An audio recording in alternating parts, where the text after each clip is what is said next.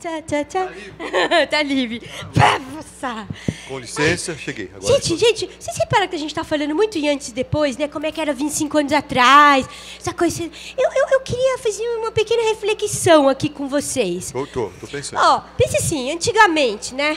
O pai queria que a filha fosse assim. Ah, não sei, acho que a minha filha vai ser advogada. Ou talvez ela seja médica, né? Mas, gente, hoje tantas profissões, tantas novas estão por aí. Muito louco, é. Olímpio, olha que louco. Imagina se o seu pai fala assim, não, minha filha é especialista em ecoturismo. Tem. Tem palhaço, não vai ter ecoturismo, né? Não é? Não é? Aí fala assim, ó, a minha filha é permacultora. Quê? Ó. Ah, não, outra permacultora, não. Permacultora. Ai, senhor. É Agora, tudo. Imagina, Olímpio, se o pai chega assim, minha filha é guarda-parque. Quem? Você é guarda-parque também? Gente, a gente lendo lá o briefing, a gente lê briefing, né? A gente lendo... Como? Ele é guarda-parque? Guarda-parque? Deve ser incrível. Eu tenho um parque guardado aqui, aclimação, ó. Disneylândia. Não, pare de guardar os parques, tem que chamar a pessoa. Gente, com vocês, Juliana Capelo. Ó! Capelo Gaivota. Eu vou esperar para dar abraço. É, né? Ah, Olímpio. Ele passou.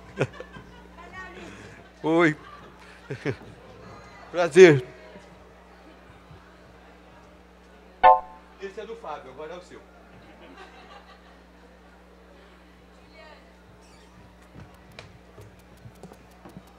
Eu achei que ninguém ia comentar essa história do guarda-parque, mas não teve jeito. Né? Deixa eu me entender aqui. Já começou meu tempo? Já.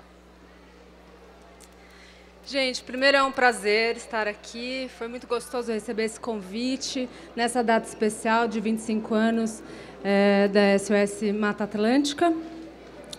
É engraçado porque eu sou blogueira, então eu estou acostumada a contar histórias na frente de uma telinha. E, de repente, eu estou aqui, tem um monte de gente me olhando. É um pouco diferente, mas, ao mesmo tempo, é muito mais gostoso. A ideia central que eu queria dividir com vocês hoje é a seguinte: assumir, adotar hábitos para ter uma vida mais sustentável é também uma maneira de tornar a nossa vida mais gostosa e mais divertida. Então, ao contrário do que muita gente ainda pensa, né, quando ouve um discurso de algum ambientalista dizendo, olha, você tem que tomar um banho mais curto, não tome banhos longos, não ande de carro, não coma carne, não compre, não use sacola plástica, não faça isso, não faça aquilo. De repente, parece que ter uma vida mais sustentável e mais ecológica, com hábitos mais ecológicos, vai tornar a nossa vida chata. Então, eu quero contar um pouquinho da minha trajetória para tentar inspirar vocês, cada um de vocês, a perceber o quanto é exatamente o contrário que acontece. Então, eu acho importante que as pessoas percebam o lado poético dessa história. Acho que falta um pouco desse discurso de que, na verdade, a gente está ganhando cada vez que adota um hábito mais ecológico, um hábito mais sustentável, né? Na verdade, eu descobri isso um pouco na prática. Eu tive uma infância e uma adolescência no interior, brincando na rua, andando de bicicleta, achando natural você estar andando na calçada e, de repente, alguém fala bom dia, olha no olho. E quando eu mudei para São Paulo para fazer faculdade, isso foi uma coisa que me espantou, porque não era nada disso que tinha aqui, e, no entanto, as pessoas agiam como se essa frieza, ou se o trânsito, as enchentes, a poluição e todos os problemas que a gente sabe que uma grande cidade tem, fosse a coisa mais banal do mundo. Eu falei, não é possível. Ou eu sou muito caipira, ou esse mundo está perdido. Então, eu comecei a tentar me envolver com atividades aqui em São Paulo que pudessem resgatar um pouco para mim, para eu conseguir sobreviver aqui, um pouco dessa humanidade que me fazia tanta falta, né? Foi aí que, fazendo curso de guarda-parque, fazendo curso de permacultura, me especializando em ecoturismo, eu fui descobrir o movimento das ecovilas, né? Apesar dele ser ainda pouco conhecido, a gente já tem no mundo mais de 15 mil comunidades que são consideradas ecovilas. O que é uma ecovila? É um assentamento humano que tenta ser um laboratório de boas práticas sustentáveis, que pega não um único ponto da sustentabilidade, mas todo o conjunto de ações de água, de energia, de produção de alimentos orgânicos, de reflorestamento das áreas do entorno, das relações sociais, uma nova economia mais solidária, práticas diferentes de economia, tenta colocar isso tudo em prática num grupo de pessoas que mora ali, naquele lugar. Então, em 2005, eu participei, tive a sorte de poder participar de um encontro mundial de ecovilas, com mais ou menos umas 300 pessoas de 50 países diferentes, nos 4 cantos do mundo. E cada uma daquelas pessoas estava ali para inspirar os demais, para mostrar como é que na comunidade da África eles conseguem água, como é que na comunidade do Japão eles conseguem ter um conforto térmico bom nas 4 estações. Como é que eles fazem quando eles têm um conflito e precisam resolver isso num grupo grande de pessoas? Normalmente, as ecovilas rejeitam um pouco a história da democracia para dar um passo além, para tentar ouvir todas as pessoas, e não apenas aquelas que são os representantes e que acabam levando um pouco mais à frente as questões que são de todos, né?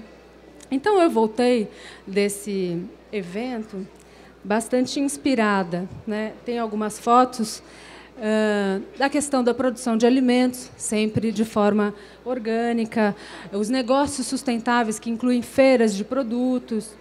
Essas 2 fotos embaixo são de ecovilas, dessa ecovila na Escócia. Então, a arquitetura também é pensada para ser mais ecológica. O urbanismo também é pensado de maneira que as pessoas possam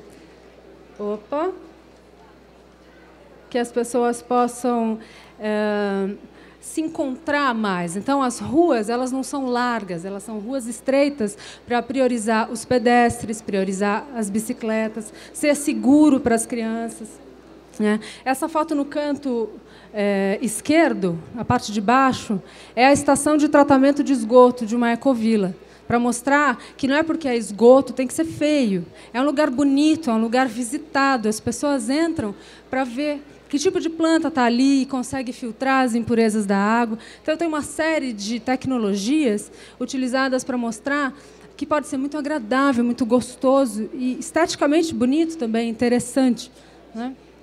Essa outra mostra Super Adobe, que é uma técnica de construção ecológica feita com sacos e terra, né?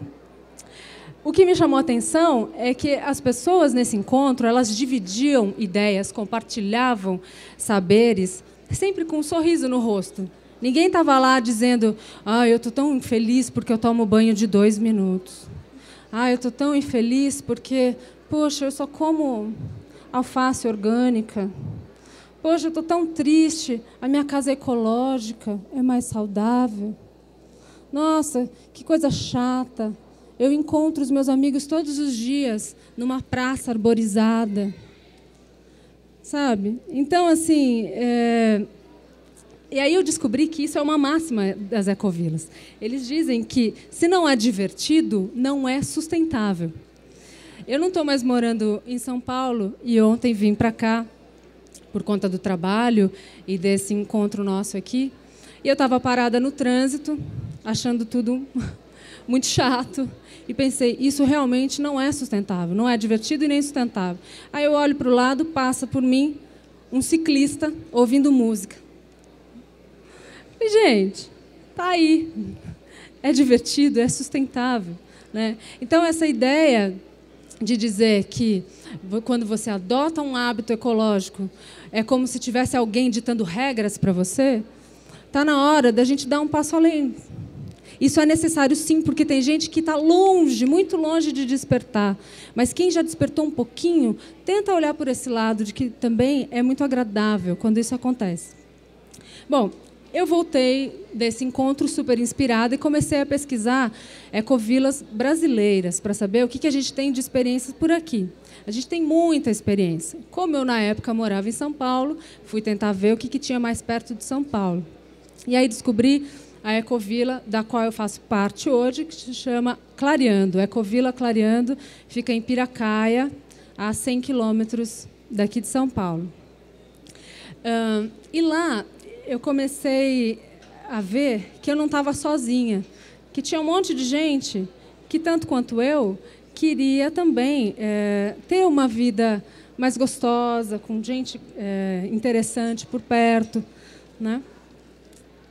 E aí eu vi que essa imagem que eu tinha, que era um pouco romântica, de ser a menininha que está na bicicleta tomando chuva e tendo um contato com a natureza, com os pássaros e tal, que era uma coisa que para mim era muito importante. Na verdade, nessa ilustração, que aliás é de um amigo meu, Valdinei Calvento, o Cabelo, que faz umas ilustrações super bacanas, que eu não estava sozinha, que eu teria que complementar essa ilustração com várias outras pessoas que estariam do meu lado, de bicicleta, ou plantando, ou colhendo, ou fazendo pão, ou construindo praças, lugares arborizados e gostosos para a gente se relacionar. Foi nessa época que eu comecei a escrever num blog do Movimento Planeta Sustentável e contar um pouco dessas histórias de ecovilas, de permacultura, de guarda-parque. E aí eu comecei a ver que, por mais absurda que pudesse ser cada história, sempre tinha alguém que dizia: opa, eu também faço isso, que legal. Isso ia desde eu contar sobre a composteira que eu tenho na minha casa há 7 anos e que, por isso, eu não coloco mais lixo na porta de casa e faço de conta que está tudo certo, né? Além de separar os recicláveis, até contar coisas super íntimas, como, por exemplo, por que eu optei por um absorvente de paninho e não de plástico. Tinha gente que comentava e achava nojento, é verdade. Mas tinha um monte de gente que dizia: puxa, que legal, vou experimentar.